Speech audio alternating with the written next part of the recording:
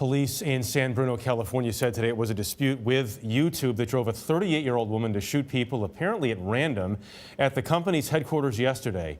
John Blackstone tonight on more on what we've learned. Online, the shooter, Nasim Aghdam, had already expressed her anger at YouTube. I'm being discriminated and filtered on YouTube, and I'm not the only one. She had been a prolific contributor to the video sharing site, posting videos on fitness, veganism, and animal rights. Police say Aghdam had a 9mm semi-automatic handgun that was registered in her name. She visited a shooting range yesterday morning before going to YouTube.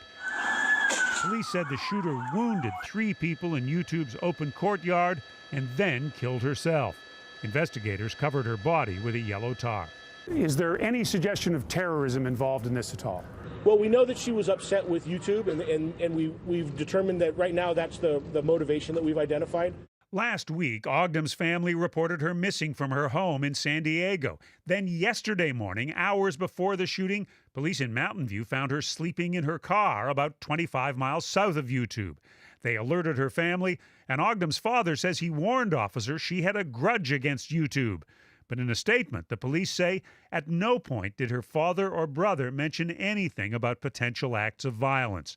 We received information that she may be in this area because she had a dispute with YouTube, but there was no information that the officer received that to suggest in any way that that dispute would act out in violence. Investigators today visited family homes in Southern California. ATF agents spent more than 14 hours inside her father's house searching for evidence. According to relatives, Aghdam came from Iran as a refugee more than 2 decades ago. YouTube has not responded to our request for information about Aghdam's history with the company or whether any of her videos were blocked. Today, Aghdam's family released a statement in which they said they wanted to express their sorrow and regret for what has happened to innocent victims. Jeff? Such a troubling story to hear about. John Blackstone, thank you.